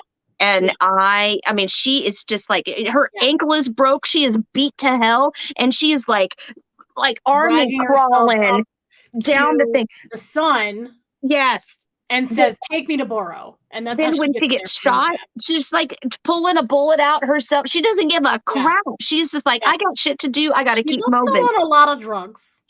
Yes. But yes, that's part of it. Yes. Yes. Yes. So then there's this big ritual that happens towards the end. And it is like this do or die ritual, literally, because you can kill yourself. So part of the ritual is when Burrow mentioned being the hunter and, you know, doing that whole ritual to get the power. Yeah. It started with licking a poisonous toad. Yes. And then you had to do a blood magic and sex magic, right? Yep. Or sex magic and blood magic in that order. Yes. And so Lisa, pissed about everything, goes into Burrow's house, grabs her toad and licks it without asking. Rude, first of all. First of all, the poor toad. Has anybody considered the toad's feelings in this? No. Not only are they hostage. Did we ask this toad for consent? No. The toad looks very annoyed. Very annoyed. So disappointed. Anyway, so she does it, and Burrow's like, why did you lick my toad? She's so upset about it, and it's hilarious. Bitch, why'd you lick my toad? Oh, okay, bye, Kay. Thanks for coming. Yeah, the toad did not consent. Thank you. Yes. Did not consent. There's no toad consent. No. So she licks the toad. She's already poisoned. And Burrow's like, well, we got to finish it now or you're going to die. She's like, well, crap, you're going to die. So you got to do the things if you want to live. You want to do those things? So yeah, sex magic is first up to Yes. And guess what? plate. We're going to Roy's house. Roy Poor has Roy. previously said that he wanted out because she's addictive and this is going in a bad way, and he's kind of an adrenaline junkie. Well, Roy did not want out. He wanted in and out and in and out and in and out, if you get my drift. A couple of times. A couple of times. So they do the sex magic with Roy. Then Burrow shows up and it's like, okay, thanks. And he's like, what the fuck? Because he didn't even see her there because she's creepy. Mhm. And then they go to do the blood magic. Yep. On the way, she gets shot, I believe is when that happens. Because Lou is like, this bitch is still not dead. He's Go like, back. why won't you die? Go back and kill her. Yes. Right? And so she gets a bullet in the chest. Well, in the shoulder. In the she shoulder. tries Yeah, to goes pick right it through. out with an ice spoon. Yeah. With a bucket. She's like, go inside the limo and find something that I can get this thing out. She's poisoned at this point, right? So like she's already like, well, fuck it, I'm already in pain. She doesn't even care. But so okay.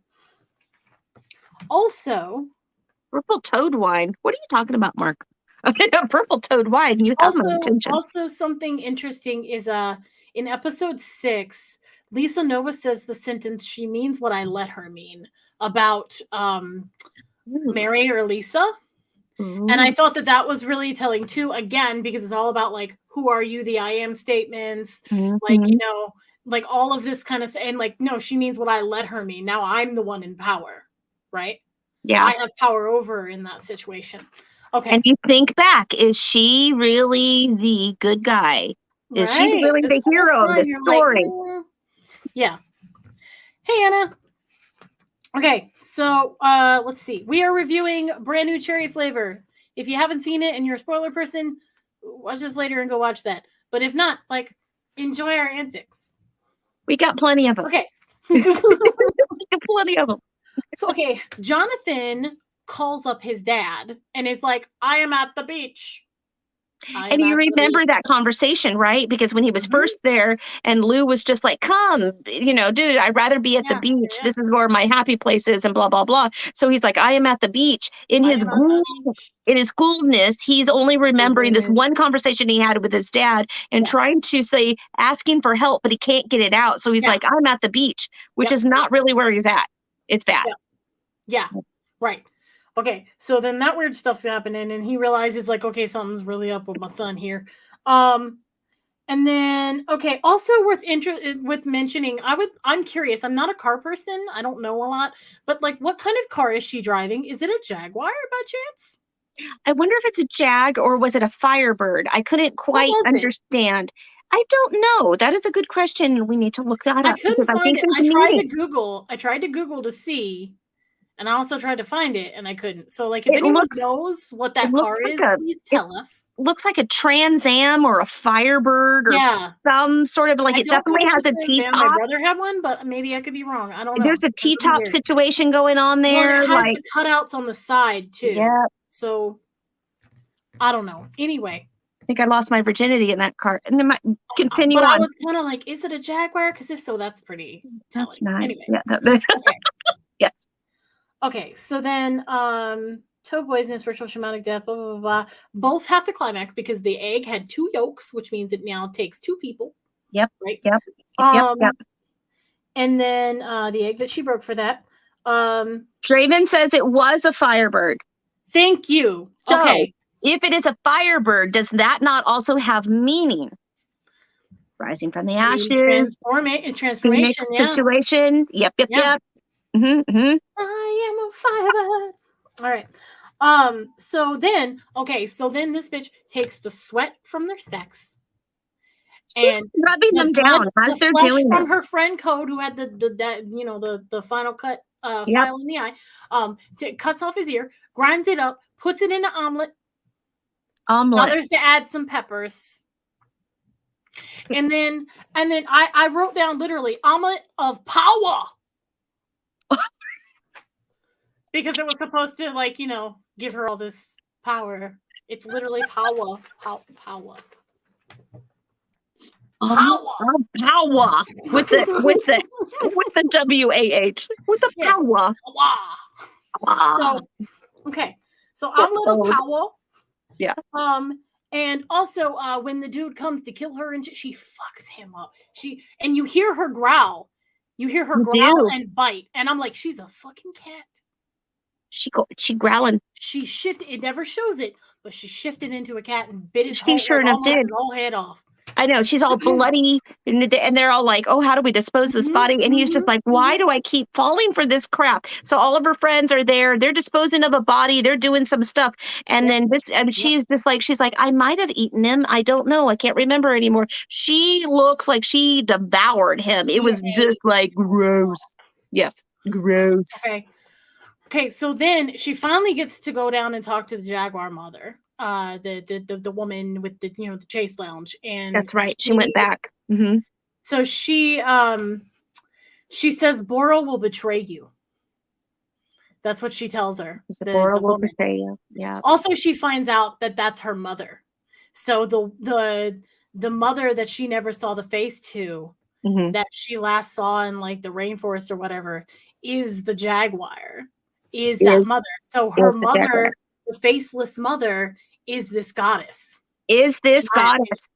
James, this is on Netflix. We're brand new Cherry Flavor is a Netflix original. That's where you can find it. 8 episodes. Go watch it. Yes. Go watch it. The name of it is Brand New Cherry Flavor. Okay, so then let's see. Roy comes in and saves the day because he does it sometimes. And then I wrote down the devil card. I don't remember why. I think there was something about that going on too.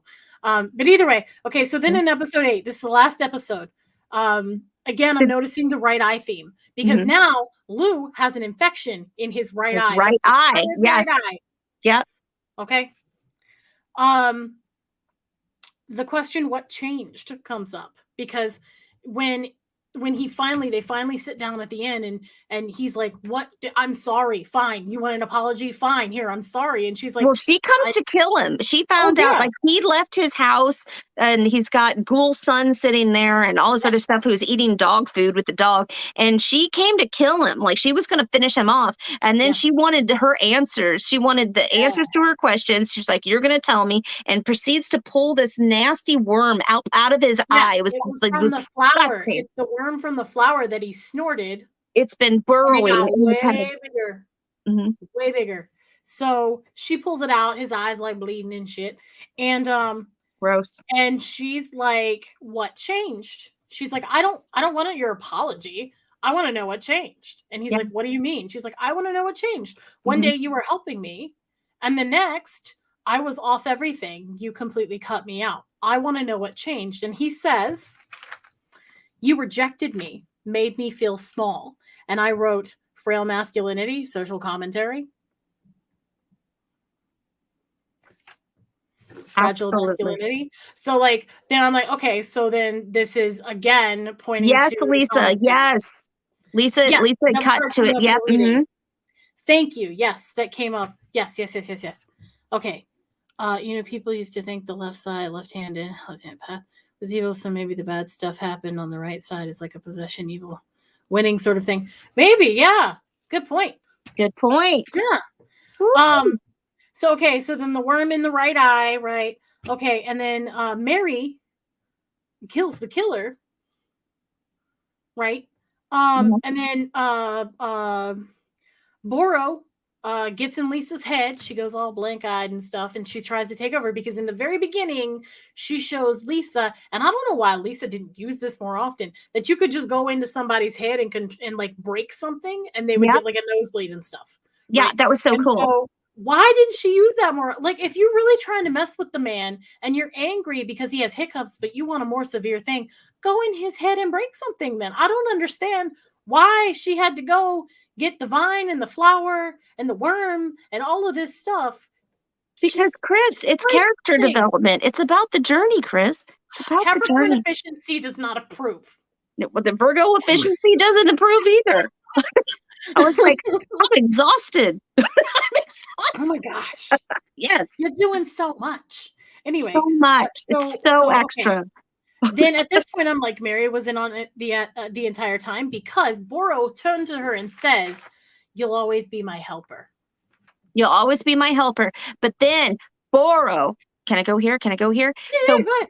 it's okay. So what we're finding out is, all of these kittens or whatever, and this is the last time, and so there is Mary sitting right on the couch with Boro with all of these ghouls around, and Mary's all like cuddled up to Boro, like, oh mama, kind of situation. And it's like Real really asking or whatever. And it's just like, well, you can always be my helper, but I'm not really interested in jumping into you. Right. We've seen now the Jennifer body where they went back and they saw her ex-husband and her kids and all this Yeah, other that was the stuff. whole She thing. made some sort of spaghetti dinner again. Poisoned them, Don't passed them eat, out. Yeah. don't eat what Boro provides. Don't do it. Look, yeah, exactly. Right Don't. there, I would have been like, nope, No, I'm no. not eating it. This woman. Okay, so Boro is really interested in Lisa Nova because there is some sort of cosmic connection that she has. I don't think Boro actually knows fully Well, because once she figures out, go we ahead. should also mention that the Jaguar has been chasing Boro like Yes, all this whole time. She's been after her, and they're gonna which catch you. is Yep. why she told Lisa, "Oh, ignore that," because it turns out that the little weird thing with the big black eyes was the Jaguar mother. Yep.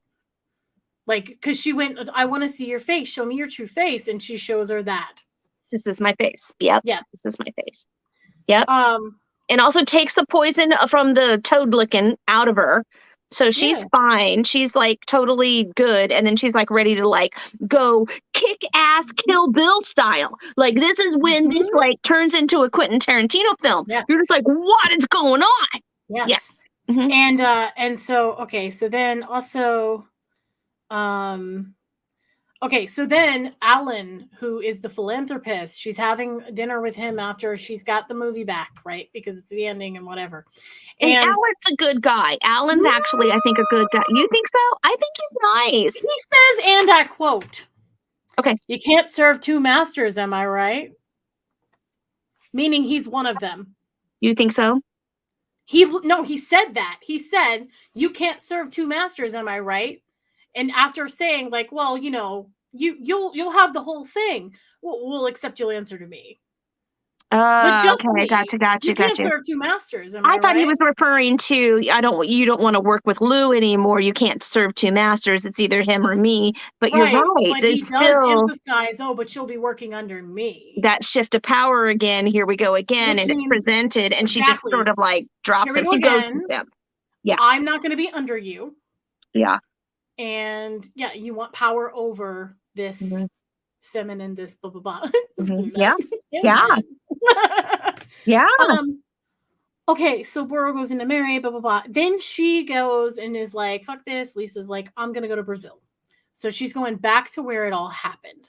So I think that witch goddess, whatever it is, that the Jaguar was her mother. I think that at a young age she came to her.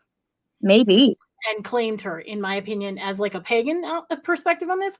Maybe I think that she was claimed by a divine being or something like that at a young age and given that or whatever. And that's why she has these like cat powers and stuff like that innately. Maybe. Wow. Also, I didn't get to make this full point. Okay, so in the beginning of all the episodes, she's dressing very masculine. And then about halfway through, she starts dressing very, very feminine, meaning like she's dressing in like straight slips and stuff, like lace silk gown, like the satin like dress old Hollywood from style, from the 90s that we used to put baby doll shirts underneath. Like we're doing a lot of that. So a lot of that. There's a lot of boobies out all of a sudden. She's changed from being this very to like being very innately feminine, and I thought that was really interesting too, because of sort of my theory about the overarching commentary there. Right. It's like, do you remember in the 80s how women started wearing shoulder pads to like be taken seriously in the workforce? Yes. And because it gave a more masculine frame. Yes. Right. And so a lot of times when women want power in a very male dominated like career or something like that, they will take on very masculine sort of, traditionally speaking, traits and things like that. they will be a lot more assertive and like, you know, blah, blah, blah, like direct, you know? Yeah. And that's not to say, to clarify, that women can't be, but traditionally that is usually lumped in with sort of masculine energy or whatever, right? Okay. Right.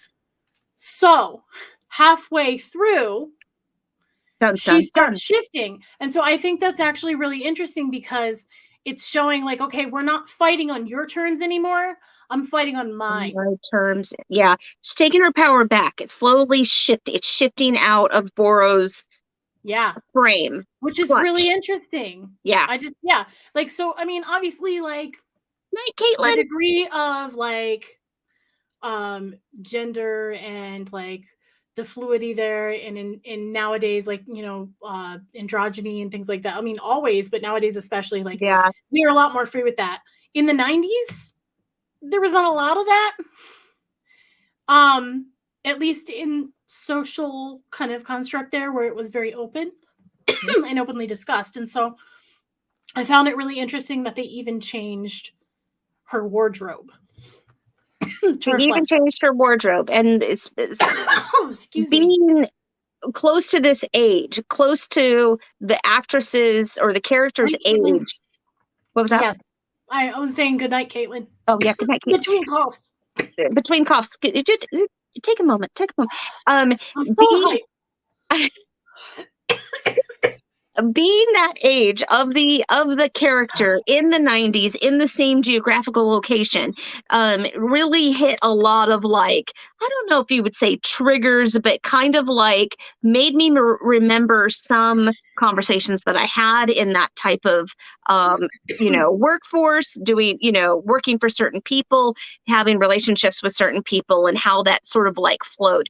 And back then it was definitely discussed. But it was really more through music that it was really coming out, like the Alanis Morissettes of the world, and, you know, all of these things that were coming out and like in your face kind of situation. And that's when that angst started to come out. So you're going to feel that angst in this movie, just sort of like laced through these undertones. And it's even cinematically graphic in that way, where you just sort of feel it. You feel her struggle. Big time, you feel the struggle. But then, go ahead. You're going to wrap up something. I know you were going to say something. Oh, no, I was just going to add in, like, but the interesting thing about this, because I'm literally spilling the tea. Spilling the tea. Yes, true. Can we highlight that, please? It's true. It's true. I love it. Oh my gosh. Oh, Snow's here too. Yeah, hey, I'm coughing. Chris is coughing because she's literally been spilling the tea with this show for the past hour. She said, hold my rum. Hold my rum, kitten. I'm not even drinking, y'all. Like, really. But anyway. I love it. No, like, my grandma had to come check on me. Right. So, I know, seriously. So, we feel a certain way. What I was going to say with this, though, is what I really like is that it doesn't necessarily make these sort of patriarchal sort of stuff, like, it doesn't necessarily make them the clear bad guy either. Right. Because there are times where, like, we kind of are compassionate with them in some of the stuff, and like their family especially. So, and then also there are times where we're looking at her like, this is a lot. Are you sure you want to do all this? As long as I don't cough up a kitten. I love it. I love you guys. I love my people. Oh my gosh, y'all are hilarious. So I was in the jungle, right, y'all, when I was little, and I talked to a woman, and then I got this cat. Do you have an Orange Shings lounge somewhere in your house? Is there a trapdoor? We don't talk about that. I put a trunk on it. It's fine. Put a trunk on it. It's all good. It's funny. It's because I have a green trunk in the other room. I just have one. Yes. Like, overall, I think that this was really good. It kept me guessing. And I am someone who, I grew up on like psychological thrillers. I grew up on horror movies. Like, my mom and I were always watching all of that stuff. So if a movie can keep me guessing, or a series can keep me guessing on things, it's really good. I'm just, you know, I'll toot my own horn there. Like, I can usually figure shit out within like Yep. the first few minutes. Yep. And it You're was like, mhm. what the hell is happening? Yep. Yep. Yeah. You know, So I had to highly rewatch it because recommend. I was high the first time, so you could imagine what kind of trip I was on. Oh And I no. was like, I can't explain. I'm just taking in. I am like this. I'm just taking it in, babe. I don't just sit down. Just, please don't make me talk to you. Like I can't do two things. I can't. You know, that might be why you missed a few things. I missed a few things. But I rewatched it a second time and I still missed him the second time because man was talking through the whole thing, like trying to figure it all out. And he's one Right. of those that's going to figure it all out. Now, Yep. we're not going to give away the ending to you because Next I think time, that y'all need to watch it. next time, give him a notebook.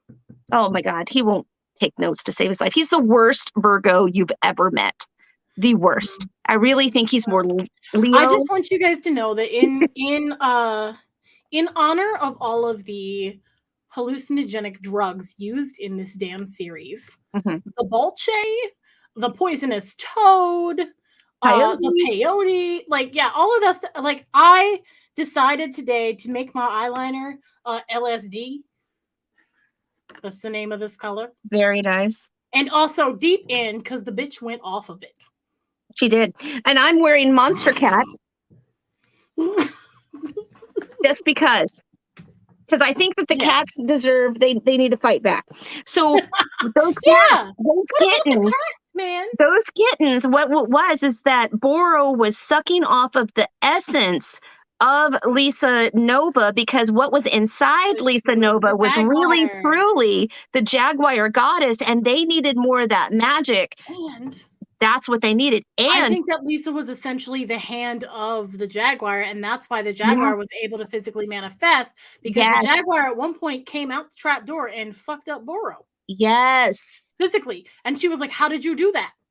Mhm, You know mhm, what I mean? mhm. Like, they've never been able to touch me in the physical before. Yeah, well, my Well, child is here, my and child's she here. is basically a vessel for my power, and you've Yep. been leeching it anyway, so I'm gonna take half your face. It's true.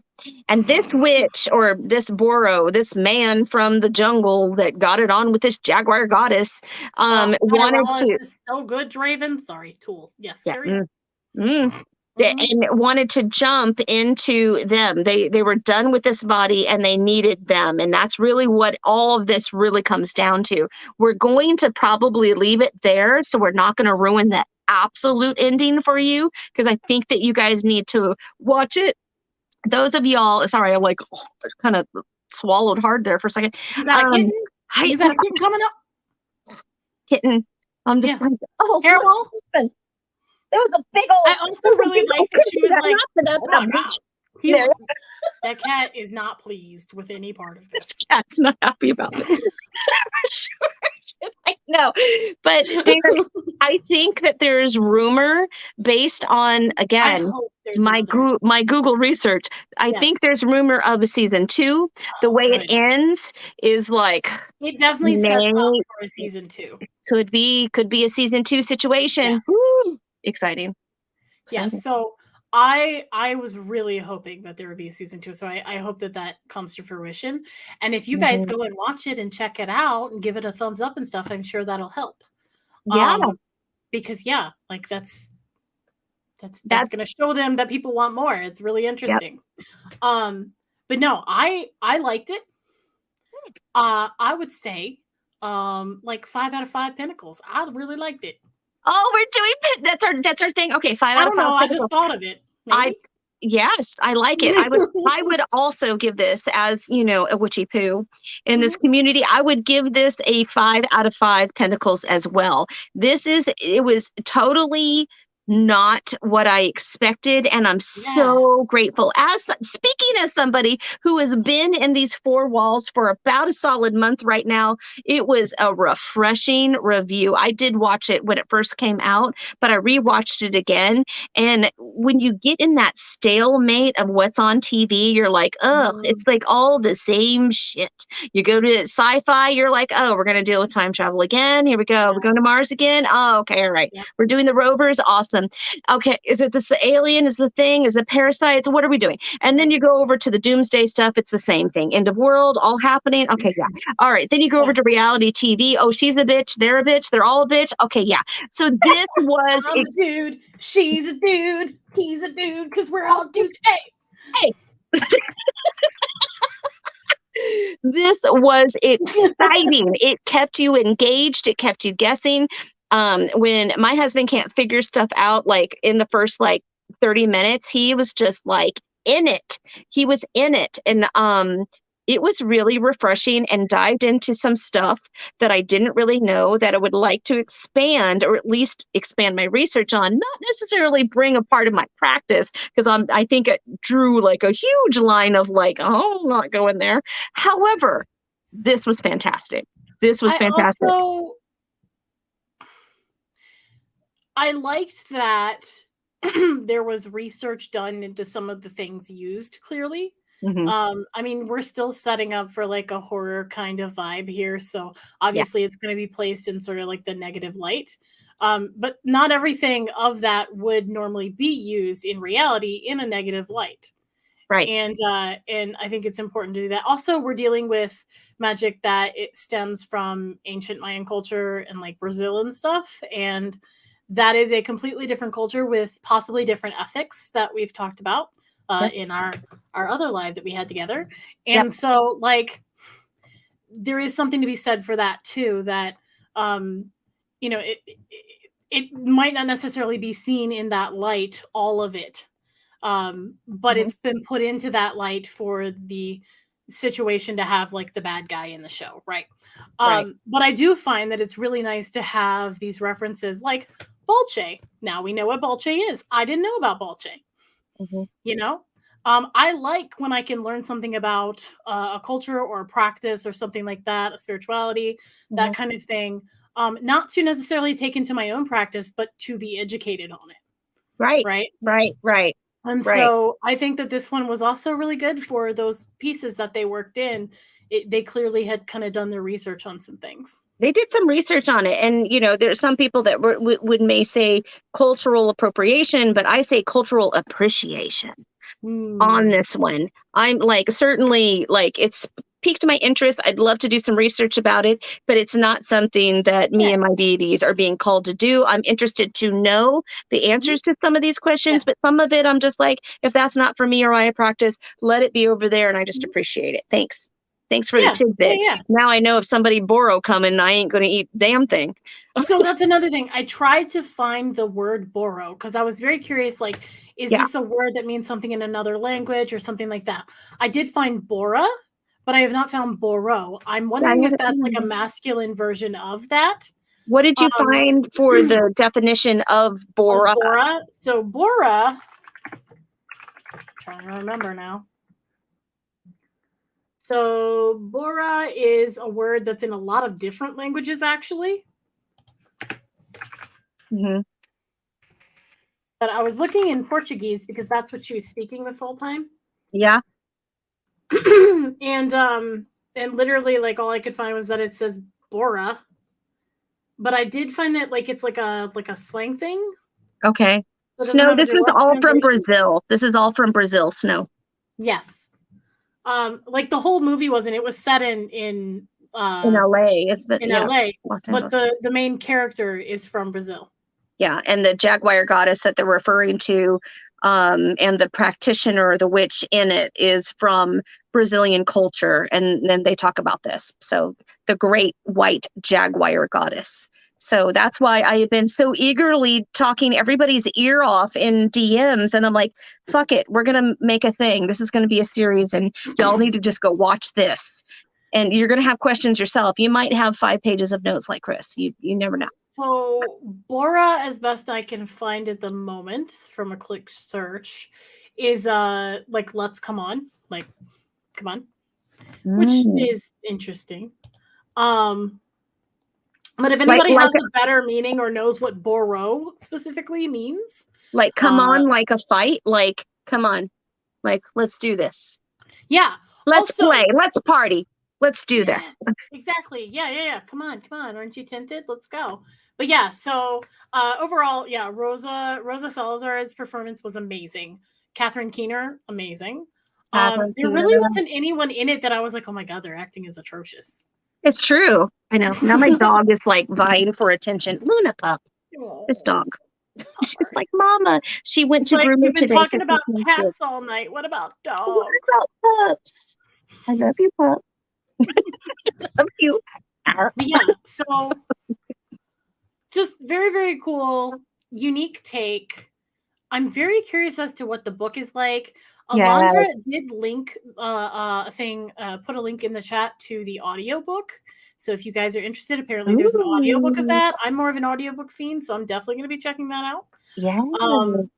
But yeah, if you haven't already, brand new cherry flavor on Netflix, 5 out of 5 pinnacles from both of us. That's pretty good. Pretty good. So we are going to be talking again. Also on my channel, that's going to be I almost said February 4th. It is February 4th, right? Yes, February February 4th. 4th. February 4th. 9 p.m. Eastern, which would be an hour later than we started for you, so it'd be 6 p.m., right? I don't We started know. at 5 tonight for you. Yes, 6 p.m. mine, 9 p.m. yours, Friday the 4th, which we are going to be moving these to Fridays. We have a huge list, So big. so big of things that people want us to look and see, and we have already done a couple of them. This next pick is Cris' pick. So on Friday the 4th, we will be watching I will be watching the movie. I have it queued and ready to go right now. I didn't do it beforehand because I got a couple of phone calls, but now I'm going to watch it, and it's called The Last Keepers. It's on Prime. It's also, I found it on Hulu. You can find it there as well. You can go and watch the movie. I'm super excited about it. So The Last Keepers is definitely a different movie from this one. But the reason that I picked it is because I think that it shows a really good example, a very realistic example in a lot of ways, of a pagan family who is like hereditary, who is generational, and how they are. It is a little more of a feel good. It does have Aidan Quinn in it, who we know from Practical Magic, the love interest there, and he's really good. And so yeah, it has the Last Keepers. It also has Olympia Dukakis in it. Yes. And also, as soon as I looked it up and I saw the front thing, I think the gal, I think the young girl that's in it, I don't know if that's Olivia Dukakis. Okay, she's also in Girls on HBO. She's also in Girls. And I'm like, oh, that's the girl from Girls. Like, yeah. Rhea. Rhea is her name. And it is also based on a book by Michelle Burbick. But the intro is, when the teenage daughter of a reclusive family of artists falls in love with an unusual boy at school, she awakens mysterious powers and discovers ancient family secrets that will change her life forever. So very much sort of like a love interest teen thing. But here's the thing. How their religion is depicted is gorgeous. And so like I always tell anybody, if you're looking for a really good, it's almost like, to me it has Practical Magic vibes. But it's a little more realistic. I love Practical Magic, but Practical Magic has some, like, you know, little shimmy nose magic going on. Well, and they have a little bit, and it's totally different than the books. The movie is totally different than the book. Totally different. Yes. Yeah. Yes. But it's very good. Yes, Olympia Ducat, or is it Olympia or Olivia? I thought it was Olympia. Olivia D. Is it Olivia? Maybe it is Olivia. I think I'm thinking too hard about this. I don't know. Either way, apparently there's quite a few people that have already seen it, so that's awesome. Good. So we'll be reviewing that one. It'll be Friday the 4th, and it'll be at 9 p.m. Eastern, 6 p.m. Pacific. Yep, and it'll be on this channel. It'll be on this channel, and then we switch over to Cris. Yep, and then we'll be kicking off my channel. Olympia, thank you, Alondra. Yes. So, or yes, Olivia. I don't know. It's one of those. Oh, Dukakis. All right. There you go. Anyway. Thank you. Yes. Thank you. So we will Thank you so much. we will be continuing this on. We will. And we've even talked about maybe when we're able to doing it like a bi-weekly to catch up on this list. To catch up on this list. This list is pretty, you know what? I will go over the list because people have asked me. I'll go over the list. Okay, list. Let me get to it. This list is extensive. If I can get to it. Yes, okay. Raven, that will be my return to YouTube too. Yes, because this actually technically is. You now have me on a regular basis to some degree, and I will be on my channel more too. I will be doing lives and things like that as well. I'm so excited because you need to be on YouTube. Here I said, you oughta. You shouldn't oughta because I said you oughta, but YouTube is a better place having you there. I just have to say that. Your energy is like on point, on fleek. I don't know if that's a word that we say anymore, but it is wonderful, and that's the thing. It's on fleek. Okay, so we have our double feature. Yes, it is a regular series, Alondra. That's what we're saying. We're saying this is a thing, and it's going to happen from now on. This is a thing where there used to be truth talk. Now we're going to do it for movies. So super excited. And then even still on the Pirate and I that I do with my husband, I'm now going to start getting like travel movies. Was it the same in the movie as when you actually went there? We're going to talk about some stuff. So anybody who wants to be guest on that, you need to DM me. Please, please, please, because I'm going to keep this going. It's just, we talk about this stuff at the table. We talk about this stuff when we go out with our friends. We talk about these movies. These movies are people's, souls buried out there like it was a song. So let's talk about it. Okay, our list. Brand new cherry flavor, check. We're going to then go to Last Keepers, which is going to be next week, check. Then we're moving this whole series over to Fridays, and it's now going to be double feature Fridays. So DFF is what we're going to get from us. And not then to be confused with DTF, okay? Or BFF, although I love her. Okay, All right, so brand new cherry flavor. We have got Last Keepers. Then we have been asked to review The Wheel of Time, which is a new series on Amazon right now. Super excited about that one. And then The Forbidden Empire, I was asked about, which I went and looked at it today, and the special effects on that one were really, really super surprising, and it looks kind of Game of Thronesy and something else, almost like Legend, maybe a little. Ooh. Like I was like, hey, okay, well, look at that. Then look that. Lock and Key on Netflix, Discovery of Witches. I love Lock and Key, and I'm happy to watch all of it all over again. They just dropped season 2, and season 2 had all kinds of stuff in it. It is really, really good, and I loved it. Discovery of Witches, which everybody talks about. On that one and do it by season or something. Then we could, because this was 8 episodes and it took us 2 hours. Shit. Well, there was a lot. It's a lot to unpack. It was a lot to unpack. Okay, right. Carnival Row, which deals with fairies. I really want to see that one. Yeah. That one's really good. And I haven't made it through all of that one because I think it is a lot of dialogue. Shadow and Bone, it's another. I really want to see that one too. So good. So good. And there's actually books on that one, which I have ordered and have them in my thing. We also talked about Teeth Night, or is it Night Teeth or Teeth Night? I think it's Teeth Night. Oh. Teeth Night? It's on Netflix. Teeth, I think it's Night Teeth. That one's, I think it's Night Teeth. But that one was really good too. I liked that. It was refreshing. And then Kim I had poised this and put it on my Facebook, and then I said, oh my God, Archive 81. Archive 81. Holy yeah. Archive 81, if you liked Brand New Cherry Flavor, that's where Archive 81 is going to take you down all these twists and turns, and you're trying to figure it out, and you're like, no, wait, what? Like, really, really good. And there's a lot of dialogue, but it holds your attention, and that's something to say about the writers, like really, really good. We also have been asked to review Gods of Egypt, And if I say Gods of Egypt, then I also would like to do The New Mummy with Tom Cruise, because there's some stuff. You know what I would Just also talk like to about her look at? eyeballs. There's 3 irises. It's really cool. Yes. I would also like to talk about American Gods. I think that would American be very Gods. interesting as pagans to talk about. Writing that down. How many seasons does American Gods have? I have no idea. 3 or 3? Okay. 3? I'm on it. We may divvy that up. So yeah, we might be bi-weekly. We might be bi-weekly at this I'm point. telling you, like Dracula as long as we can get it done and it Untold. stays fun. Gotta stay fun, guys. Dracula Untold is a new spin on the Dracula story, which, you know, it has Blue Knight is asking, where do we make requests for movies and shows? Ooh, you can do you want them that. to go to your request thing, or just on the latest ones, or what do you think would be best here?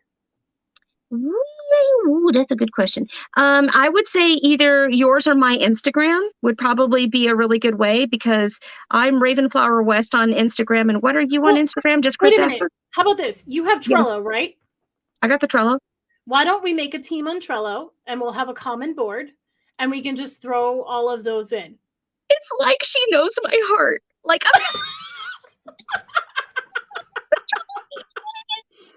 yeah.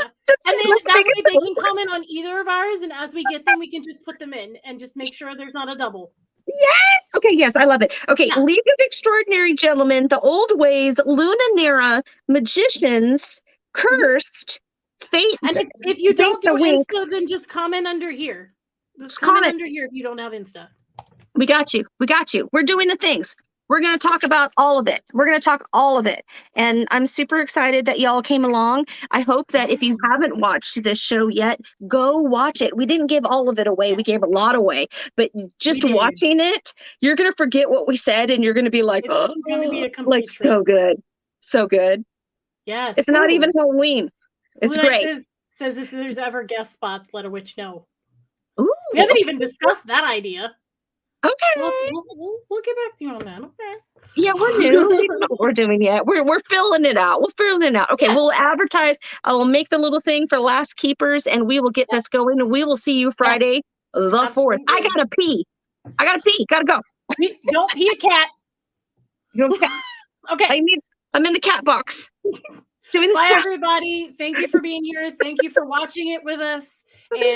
And being all active in the chat, and the Couch Goddess, never forget. The Couch Goddess. Thank you, my friend, for coming on with your notes and your stuff and your fancy perspective. This is awesome. Thank you so much for having this conversation, because for 5 months I've been wanting to just talk about it. Nobody would see it. I'm like, please watch this show, please. I have questions. I will so talk about this. Matter of fact, after I finished, I texted you like, I can't wait to fucking talk about this, because I couldn't. I had to wait until here. It's good. It was all good. Thank you guys for joining us, and we'll see you on Friday. Absolutely. Thank you for having me, Raven. Thank you for bringing up this idea, because you're the one who asked me. You had the idea, so thank you. I'm all about the harebrained schemes. Schemes. We got them. We got the schemes. We're in it. All right. Love you guys. Have a wonderful night. Go watch it. Yes.